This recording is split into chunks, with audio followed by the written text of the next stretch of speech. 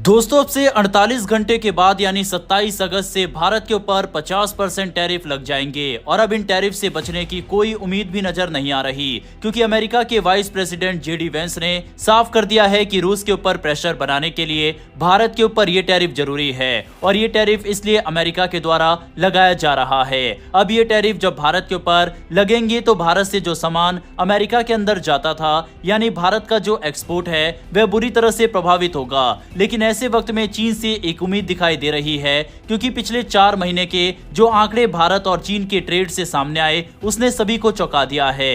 हाल ही में आए आधिकारिक आंकड़े ये बताते हैं कि वित्तीय वर्ष 2026 के शुरुआती 4 महीनों यानी अप्रैल से जुलाई तक भारत के चीन को होने वाले निर्यात में 20% का जबरदस्त बढ़ोतरी दर्ज की गई। भारत ने इस अवधि में चीन को कुल 5.76 अरब डॉलर यानी करीब 50,000 करोड़ रुपए का सामान भेजा है।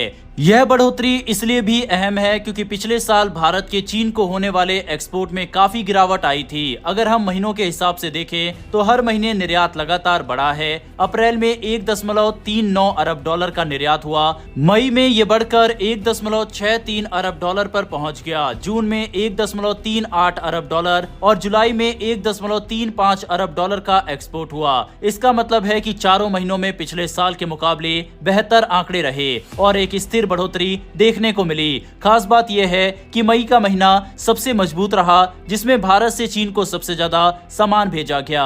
अब सवाल उठता है कि आखिर ये बढ़ोतरी किन वजह से हुई। दरअसल अप्रैल से जून की तिमाही में चीन की तरफ से ऊर्जा यानी एनर्जी से जुड़े उत्पादों, इलेक्ट्रॉनिक्स और कृषि आधारित सामानों की भारी मांग देखने को मिली। यही वजह रही कि पेट्रोलियम उत्पादों का निर्यात लगभग 2 गुना होकर 883 मिलियन डॉलर तक पहुंच गया। इलेक्ट्रॉनिक्स का निर्यात 3 गुना से भी ज्यादा बढ़कर 521 मिलियन डॉलर हो गया। इसके अलावा रसायन यानी केमिकल्स का एक्सपोर्ट भी 16% बढ़कर 335 मिलियन डॉलर पर पहुंच गया।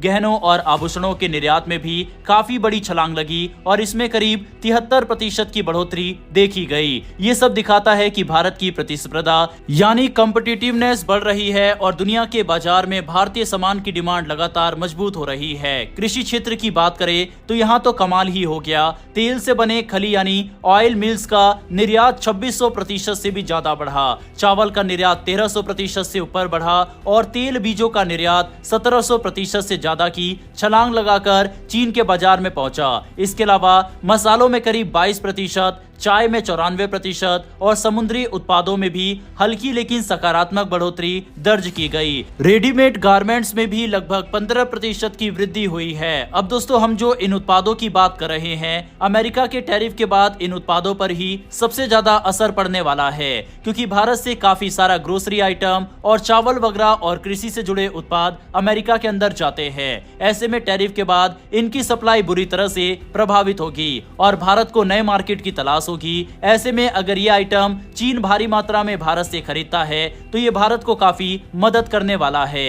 हालांकि दोस्तों, ऐसा नहीं है कि भारत ने सिर्फ एक्सपोर्ट ही किया, चीन से भारत ने इंपोर्ट भी भारी मात्रा में किया। वहीं ये हमेशा से भारत और चीन के बीच में देखा गया है कि ट्रेड डेफिसिट बहुत बड़ा रहा है। भारत अपने एक्सपोर्ट को बढ़ाकर इसको कम करने की कोशिश जरूर कर रहा है, लेकिन अभी भी ट्रेड डेफिसिट भारत और चीन के बीच काफी बड़ा है। अगर हम आयात की बात करें तो भारत अभी भी चीन से दवाइयों, सेमीकंडक्टर, मशीनरी और इलेक्ट्रॉनिक सामान का आयात करता है। यही वजह है कि भारत और चीन के बीच व्यापार संतुलन यानी ट्रेड बैलेंस अभी भी चीन के पक्ष में झुका हुआ है। पिछले साल वित्तीय वर्ष 2025 में भारत और चीन के बीच व्यापार घाटा करीब 99 अरब डॉलर का था। लेकिन अगर इस साल यानी 2026 में भारत का निर्यात इसी तरह तेजी से बढ़ता रहा तो ये घाटा कुछ हद तक कम हो सकता है। इस व्यापारिक बढ़ोतरी के पीछे एक और बड़ा कारण है हाल ही में दोनों देशों के बीच हुई कूटनीतिक बातचीत। अगस्त के महीने में चीन के विदेश मंत्री वैंग यी भारत आए और उन्होंने विदेश मंत्री एस जयशंकर से मुलाकात की। दोनों नेताओं की बातचीत को बहुत ही सकारात्मक और आगे की सोच वाला बताया गया। इस दौरान ये भी तय हुआ कि भारत और चीन के बीच जो बॉर्डर ट्रेड पॉइंट्स है जैसे लिपुलेख, सिपकिला और नाथुला, उन्हें दोबारा खोला जाएगा ताकि सीमा क्षेत्रों में रहने वाले लोग और व्यापारी भी फायदा उठा सके। इसके अलावा दोनों देशों ने निवेश बढ़ाने और व्यापार को आसान बनाने के लिए ठोस कदम उठाने पर सहमति जताई। ये साफ इशारा करता है कि दोनों देशों की सरकारें सिर्फ राजनीतिक मतभेदों पर नहीं बल्कि आर्थिक सहयोग को भी प्राथमिकता दे रही है।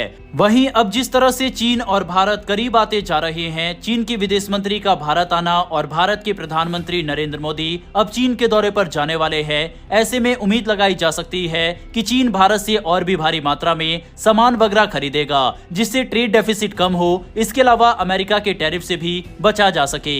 बहरहाल दोस्तों, इन आंकड़ों पर अपनी राय कमेंट बॉक्स में लिखकर बताइएगा। बढ़ते हमारी अगली खबर की तरफ। भारत लगातार पिछले कुछ दिनों से डिफेंस सेक्टर में कई बड़े फैसले ले रहा है और डीआरडीओ भी लगातार बड़े बड़े परीक्षण कर रहा है। और अब एक और बड़ा फैसला भारत सरकार की तरफ से लिया गया है।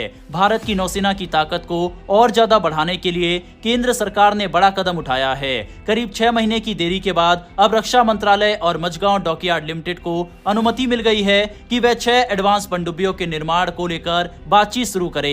ये प्रोजेक्ट 75 इंडिया के नाम से जाना जाता है और इसमें जर्मनी की कंपनी थेसेनक्रूप मरीन सिस्टम तकनीकी सहयोग देगी। इन पनडुब्बियों की खासियत ये होगी कि इनमें एयर इंडिपेंडेंट प्रोपल्सन सिस्टम यानी एआईपी सिस्टम लगे होंगे। इसकी मदद से पनडुब्बियां लंबे समय तक पानी के अंदर रह सकती है और दुश्मन को बिना सतह पर आए जवाब दे सकती है। ये तकनीक भारत की नौसैनिक शक्ति को एक नई ऊंचाई पर ले जाएगी। जनवरी 2025 में सरकार ने मझगांव डॉकयार्ड को इस प्रोजेक्ट का प्रमुख शिपयार्ड चुना था और इसके लिए जर्मनी की कंपनी को तकनीकी पार्टनर बनाया गया। अब जब बातचीत की मंजूरी मिल गई है तो उम्मीद है कि इस महीने के आखिर तक बातचीत का दौर शुरू हो जाएगा। अधिकारियों का कहना है कि 6 महीनों में सारी बातचीत पूरी कर ली जाएगी और इसके बाद अनुबंध पर अंतिम मोहर लग जाएगी। ये प्रोजेक्ट भारत की समुद्री सुरक्षा और रक्षा निर्माण में आत्मनिर्भरता की दिशा में बेहद अहम है। अब तक भारत कई बार पनडुब्बियों के लिए विदेशी कंपनियों पर निर्भर रहा है, लेकिन इस प्रोजेक्ट के जरिए न सिर्फ हमारी नौसेना को आधुनिक पनडुब्बियां मिलेगी, बल्कि देश में पनडुब्बी निर्माण की क्षमता भी विकसित होगी। रक्षा मंत्रालय और नौसेना इस कोशिश में है कि बातचीत की प्रक्रिया तेज और साफ सुथरी तरीके से पूरी हो, ताकि प्रोजेक्ट में और देरी ना हो। अगर सब कुछ तय समय पर हुआ तो ये भारत के रक्षा उत्पादन क्षेत्र में एक बड़ा मील का पत्थर साबित होगा। इस प्रोजेक्ट की सफलता से न केवल भारतीय नौसेना को मजबूती मिलेगी, बल्कि देश की इंडस्ट्री और युवाओं के लिए रोजगार के नए अवसर भी बनेंगे। भारत की कोशिश है कि आने वाले समय में वह सिर्फ विदेशी तकनीक पर निर्भर न रहे, बल्कि खुद को एक रक्षा निर्माण हब के रूप में स्थापित करे। रक्षा अधिकारियों का मानना है कि आने वाले 6 महीनों में बातचीत पूरी हो जाएगी और फिर अंतिम डील की मंजूरी भी मिल जाएगी। इसके बाद भारत में पनडुब्बियों का निर्माण शुरू होगा। जब ये प्रोजेक्ट पूरा होगा तो ये भारत की समुद्री सीमाओं को और सुरक्षित बनाने के साथ साथ हमारी नौसेना को एशिया की सबसे ताकतवर नौसेनाओं में खड़ा कर देगा। वहीं दोस्तों, आपको बता दें कि हमारा जो मेन स्ट्रीम मीडिया है वह भारत की इंटरनल पॉलिटिक्स से जुड़ी खबरों को कवर करता है। ऐसे में डिफेंस और वर्ल्ड अफेयर से जुड़ी कई ऐसी इंपोर्टेंट खबर मिस हो जाती है। ऐसे में अगर आपको डिफेंस और वर्ल्ड अफेयर से जुड़े टॉपिक में इंटरेस्ट है तो नीचे दिए गए सब्सक्राइब बटन को प्रेस कर बेल आइकन को जरूर दबा ले, जिससे हमारी डेली ऐसी वीडियो आप तक सबसे पहले पहुंच सके। फिर मिलेंगे ऐसी एक नई वीडियो के साथ। धन्यवाद। जय हिंद, जय भारत।